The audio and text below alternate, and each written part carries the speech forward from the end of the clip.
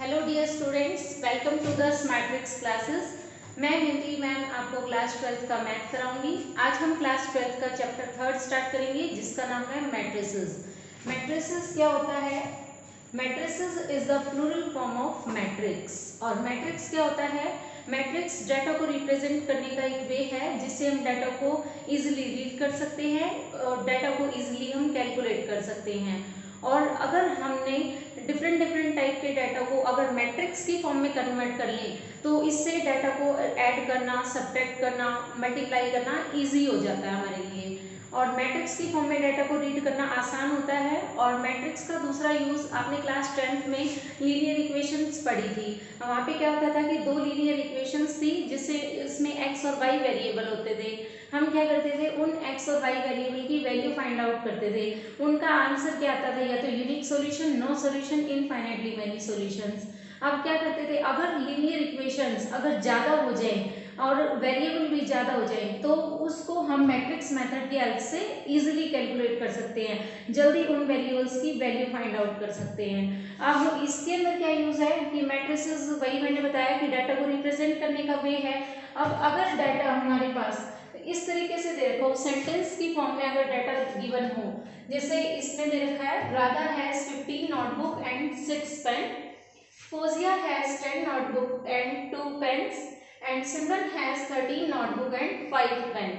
तो इससे इस सेंटेंस फॉर्म से हम अपने डाटा को चेंज करेंगे, पहले टेबुलर फॉर्म में और फिर टेबुलर फॉर्म से हम मैट्रिक्स की फॉर्म में लेके आएंगे डाटा को।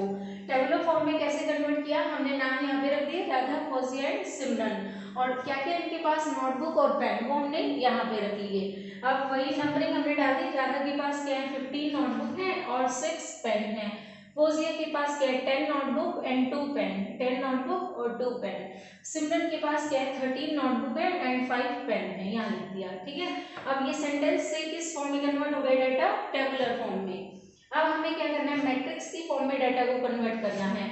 तो हम वही क्या करेंगे कि जो हमने टेबुलर फॉर्म में कन्वर्ट किया है उसमें हम स्क्वायर ब्रैकेट डाल देंगे। ये स्क्वायर ब्रैकेट डालने के बाद ये क्या बन जाएगा, ये डाटा मैट्रिक्स की फॉर्म में कन्वर्ट होगा। देखो इस तरीके से क्या किया, नंबरिंग 15, 6, 10, 2, 3, 13 और 5 यहाँ पे लिख दी। अब ये क्या बन गई, मैट्रिक्स की फॉर्म में कन्वर्ट हो गया डाटा। और इसके अंदर क्या है, और ये जो फर्स्ट हॉरिजॉन्टल डाटा है उसको हम क्या बोलते हैं, फर्स्ट रो, और जो सेकंड हॉरिजॉन्टल डाटा है उसको हम बोलते हैं सेकंड रो, और थर्ड हॉरिजॉन्टल डाटा उसको बोलते हैं थर्ड रो, और फर्स्ट वर्टिकल डाटा को हम बोलते हैं first column, second vertical data को हम बोलते हैं सेकंड कॉलम। अब यही इसी टेबुलर फॉर्म को हम डिफरेंट टाइप से भी रिप्रेजेंट कर सकते हैं। देखना कैसे, इसी सेंटेंस फॉर्म को अब हमने क्या किया, नाम हमने इस तरफ रख लिए, राधा, फौजिया एंड सिमरन। पिछले में हमने क्या किया था, राधा, फौजिया और सिमरन नाम यहाँ पे लिखे थे, नोटबुक पेन इधर लिखे थे। अब की बार नोटबुक और पेन यहाँ रख लिए और नाम को यहाँ रख लिया। अब क्या किया, इसी टेबुलर फॉर्म से हम मैट्रिक्स की फॉर्म में कैसे कन्वर्ट करेंगे, वही यहाँ पे स्क्वायर ब्रैकेट डाल देंगे। ये डाटा किस में कन्वर्ट हो जाएगा, मैट्रिक्स की फॉर्म में। अब इस मैट्रिक्स के अंदर फर्स्ट हॉरिजॉन्टल डाटा क्या कहलाएगा, first row, and second horizontal data क्या कहलाएगा, second row, and first vertical data कहलाएगा first column, and second vertical data कहलाएगा second column, and third vertical data कहलाएगा थर्ड कॉलम। अब ये कुछ एग्जाम्पल हैं मैट्रिक्स के। अब इनसे पहले हम मैट्रिक्स के ऑर्डर की बात कर लेते हैं कि मैट्रिक्स का ऑर्डर कैसे फाइंड आउट करते हैं हम। ऑर्डर ऑफ मैट्रिक्स,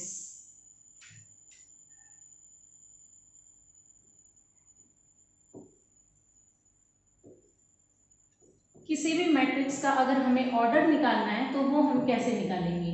अगर मान लो कोई जनरल मैट्रिक्स है जिसका ऑर्डर मेरे पास m क्रॉस n है, m क्रॉस n, तो ये m किसको रिप्रेजेंट करता है, ये m रिप्रेजेंट करता है नंबर ऑफ रोज को, यानी कि मैट्रिक्स के अंदर कितनी नंबर ऑफ रोज हैं, और n रिप्रेजेंट करता है नंबर ऑफ कॉलम को, कि मैट्रिक्स के अंदर कितने नंबर ऑफ कॉलम हैं। अब जैसे इस मैट्रिक्स को लेके देखते हैं कि इसका ऑर्डर कितना है, तो हमें सबसे पहले क्या लिखना है, मैट्रिक्स के अंदर जितनी भी रो हैं वो लिखेंगे, फिर क्रॉस जितने भी कॉलम हैं वो लिखेंगे। तो इस मैट्रिक्स के अंदर कितनी रो हैं, 2 रो हैं, और कॉलम कितने हैं, 3। तो इस मैट्रिक्स का ऑर्डर कितना हो जाएगा, 2 क्रॉस 3। और हम इसको इस कॉर्नर पॉइंट पे लिखेंगे मैट्रिक्स को, मैट्रिक्स के ऑर्डर को क्या लिखेंगे, 2 क्रॉस 3। ये मैट्रिक्स का ऑर्डर हो गया। अब हमने पीछे किया था एक मैट्रिक्स ये पढ़ी थी, इस मैट्रिक्स का ऑर्डर फाइंड आउट करते हैं। क्या निकलेगा इस मैट्रिक्स का ऑर्डर, पहले क्या देखते हैं, नंबर ऑफ रोज, कितनी नंबर ऑफ रोज है, 3, और कितने नंबर ऑफ कॉलम है, 2। तो इस मैट्रिक्स का ऑर्डर हो गया 3 क्रॉस 2। अब चलो इनकी ए बी सी ये 3 मैट्रिसेस हैं, इनका ऑर्डर फाइंड आउट करो और फिर देखते हैं कि आपने क्या निकाला। चलिए मैच करके देखते हैं कि आपने ठीक निकाला या सही, आप अपना चेक करना। इसके अंदर कितनी रो हैं, 3 रोज हैं और 2 कॉलम हैं, यानी कि 3 क्रॉस 2 इसका ऑर्डर हो गया। इसके अंदर कितनी नंबर ऑफ रोज हैं, कितने नंबर ऑफ कॉलम हैं, 1 2 3, ऐसे 3 रो हैं और 3 कॉलम हैं, तो इसका ऑर्डर हो गया 3 क्रॉस 3। ये भी एक एग्जाम्पल है मैट्रिक्स का। इसके अंदर क्या है, इसके अंदर भी 2 रो हैं और कॉलम कितने, 3, तो इसका ऑर्डर कितना हो गया, 2 क्रॉस 3। ठीक है, ये हो गया ऑर्डर। अब नेक्स्ट आता है elements of the matrices. Matrix के एलिमेंट्स की बात कर लेते हैं कि मैट्रिक्स के एलिमेंट्स कैसे निकालते हैं और क्या होते हैं।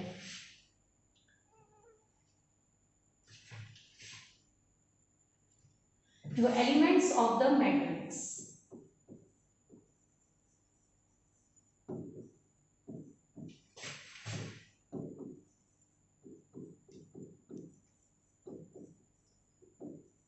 मैट्रिक्स के एलिमेंट्स। अब मैं एक जनरल मैट्रिक्स लेके चलती हूँ 3 क्रॉस 3 ऑर्डर की। A11, A12, A13, A21, A22, A23, A31, A32, A33। मैंने क्या किया है, 3 क्रॉस 3 ऑर्डर की एक मैट्रिक्स ली है, यानी कि इसके अंदर 3 रो हैं और 3 कॉलम हैं। यहाँ पे हमने इसका ऑर्डर लिख दिया। अब एलिमेंट्स की बात करेंगे। जनरल एलिमेंट्स होते हैं मैट्रिक्स के ए आई जे, इससे पढ़ा जाता है। ये आई किसको डिनोट करता है, आईएथ रो को,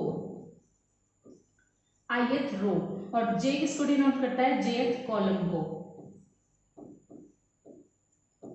अब जैसे मैं इसकी बात करूं A11 एलिमेंट, ये क्या है, इसको मैट्रिक्स का कौन सा एलिमेंट कहेंगे, फर्स्ट रो का और फर्स्ट कॉलम का एलिमेंट है ये। यानी कि ये 1 किसको रिप्रेजेंट करता है, रो को, और ये दूसरा 1 किसको रिप्रेजेंट कर रहा है, कॉलम को। ये फर्स्ट रो फर्स्ट कॉलम का एलिमेंट है।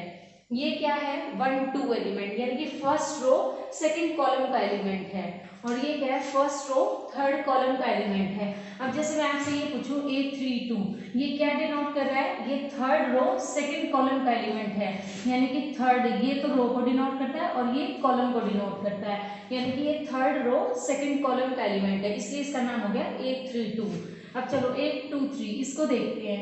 ये क्या है, सेकंड रो और थर्ड कॉलम का, इसलिए इसका नाम पड़ा A23। ये रो को डिनोट कर रहा है, ये कॉलम को, सेकंड रो थर्ड कॉलम का एलिमेंट है। ठीक है, ऐसे आपको मैट्रिक्स के एलिमेंट्स पता चल गए। अब जैसे एक मैंने दी एक मैट्रिक्स 1 2 3 4, ये मैंने 2 क्रॉस 2 की एक मैट्रिक्स ली। अब मैं ये 3 एलिमेंट्स पूछूं आपसे कि ये क्या है, तो ये सेकंड रो और फर्स्ट कॉलम का एलिमेंट है, तो इसका क्या नाम हो जाएगा, A21, यानी कि सेकंड रो और फर्स्ट कॉलम का एलिमेंट है, तो इसलिए इसका नाम हो जाएगा A21। अब ये पूछूं ये क्या है, तो ये क्या है, सेकंड रो सेकंड कॉलम का एलिमेंट है, तो इसलिए इसका नाम हो जाएगा A22। ठीक है, ये होते हैं मैट्रिक्स के एलिमेंट्स। आगे क्या हमारे पास, चलिए एग्जाम्पल स्टार्ट करते हैं। Consider the following information regarding the number of men and women worker in 3 factories 1, 2 and 3। यानी कि यहाँ पे 3 फैक्ट्री दिखा रखी है 1 2 3, और इसके अंदर मैन वर्कर दिखा रखे हैं और वुमेन वर्कर। यानी कि फर्स्ट फैक्ट्री के अंदर कितने मैन काम करते हैं 30 और कितने वुमेन काम करती है 25। ऐसे सेकंड में 25 मैन है 31 वुमेन है। थर्ड फैक्ट्री के अंदर 27 मैन है और 26 वुमेन है। अब क्वेश्चन में क्या कह रखा है, ये टेबुलर फॉर्म में हमारे पास डाटा, इसको रिप्रेजेंट करने के लिए कह रहा है कि ऊपर वाली इंफॉर्मेशन को रिप्रेजेंट करो मैट्रिक्स की फॉर्म में, और उसका ऑर्डर क्या होना चाहिए 3 क्रॉस 2।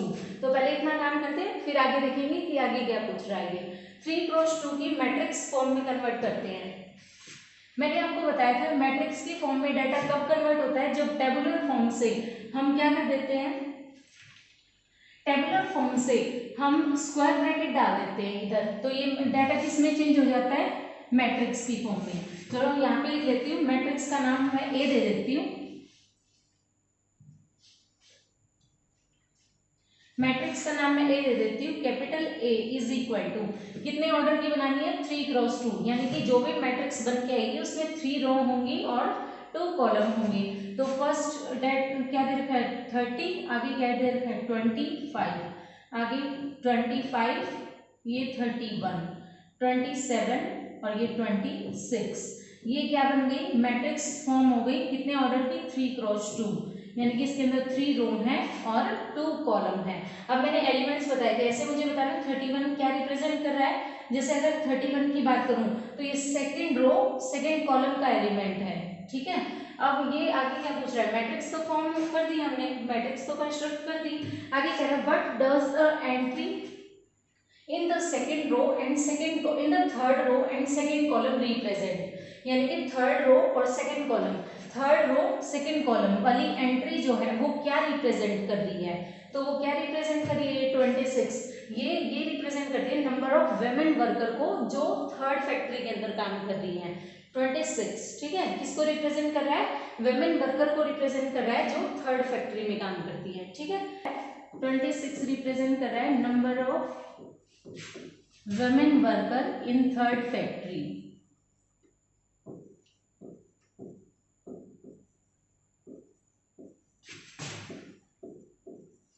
In third factory.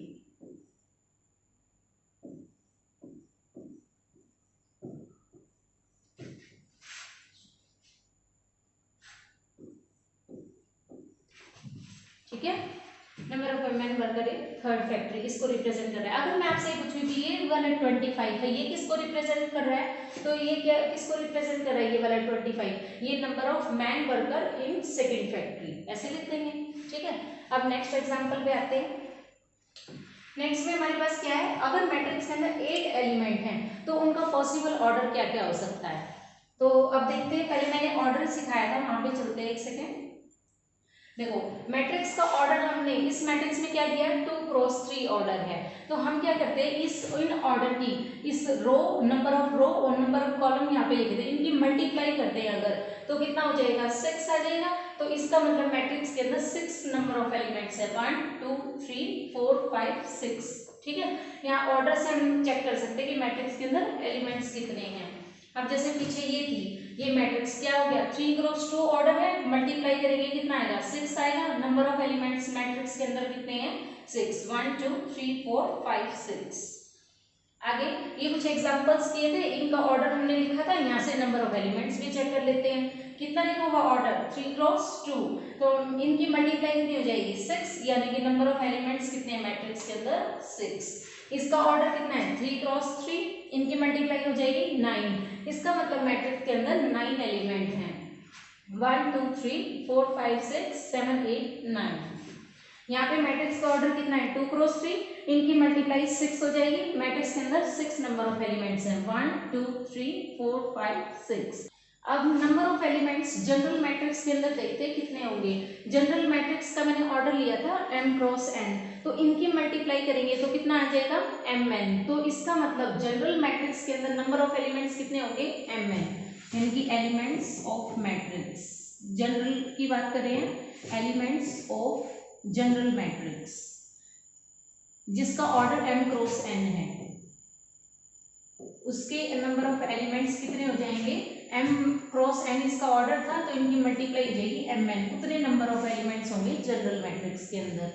अब एग्जांपल में क्या कह रहा था हमारे पास, ये एग्जांपल क्या कह रहा है, इसके अंदर देखते हैं मैट्रिक्स के अंदर 8 एलिमेंट है, उनका पॉसिबल ऑर्डर क्या क्या हो सकता है।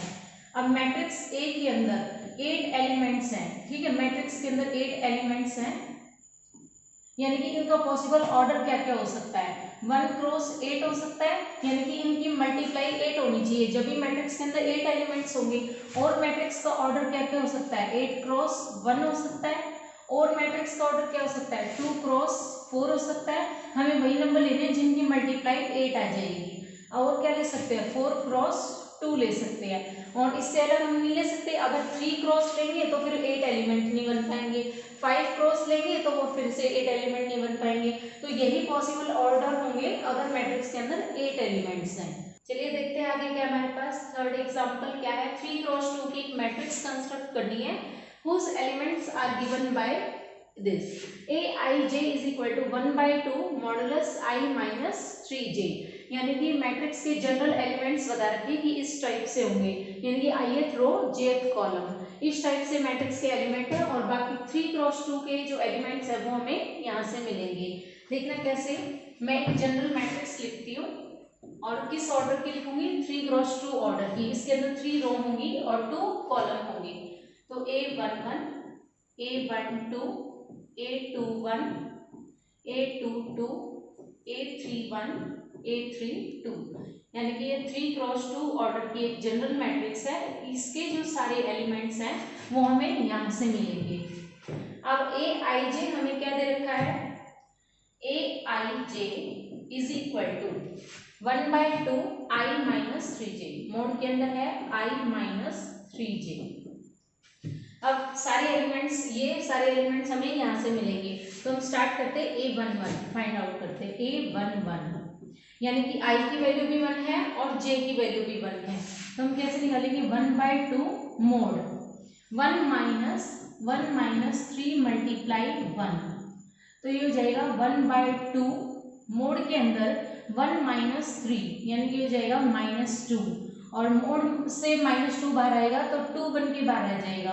तो 2/2 कट के कितना हो जाएगा, 1। ये मोड कैसे सॉल्व होता है, जैसे अब मैंने कोई भी वैल्यू ली, जैसे मैंने ले लिया 7 का मॉडुलस कितना हो जाएगा 7। और 7 अगर नेगेटिव लूंगी मैं, नेगेटिव नंबर, और उसका मोड में सॉल्व करूंगी तो भी कितना आ जाएगा 7। मोड जो है सारी क्वांटिटी को हमें पॉजिटिव फॉर्म में देगा आंसर को। अगर मान लो मैं कोई फ्रैक्शन नंबर लेके चलती हूँ तो भी उसमें भी यही है। मान लो -11/6, इसका अगर हमें मोड सॉल्व करना है तो वो भी कितना हो जाएगा 11/6।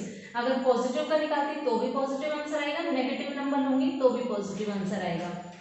तो अब यहाँ पे -2 था, -2 का मॉडुलस सॉल्व करेंगे तो वो 2 बन के बाहर आ जाएगा।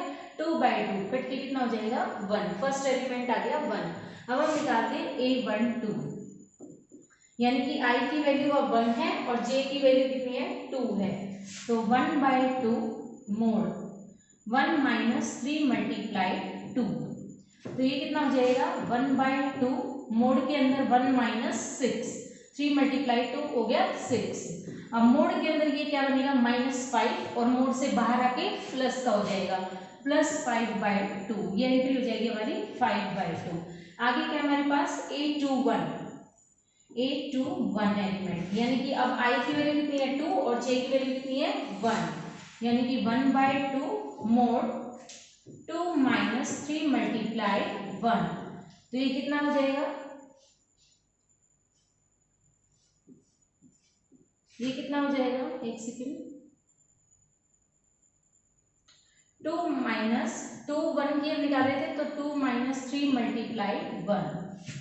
अब 1/2 मोड के अंदर 2 माइनस 3 मोड के अंदर बनेगा -1, मोड से बाहर आएगा तो +1 बन के बाहर आ जाएगा। ये एंट्री हो जाएगी 1/2। आगे क्या हमारे पास A22, यानी कि I की वैल्यू भी 2 है और J की वैल्यू भी 2 है अगली बार। तो 1/2 2 माइनस 3 मल्टीप्लाई 2। तो ये हो जाएगा 1/2 मोड 2 माइनस 6 और 2 माइनस 6 कितना होता है, मोड के अंदर -4 मोड से बाहर आएगा +4 बन के, तो 4/2 और ये किससे कट जाएगा 2 पे। आगे आता है हमारे पास A31 और A32। A31 यानी कि अब की बार I की वैल्यू 3 है और J की वैल्यू 1 है, तो यहाँ से उठा लेंगे 1/2 मोड I की वैल्यू 3 है -3 मल्टीप्लाई 1। तो ये हो जाएगा 1/2 3 माइनस 3, मोड के अंदर 0 तो आंसर कितना हो जाएगा 0। आगे क्या है हमारे पास A32 एलिमेंट, A32।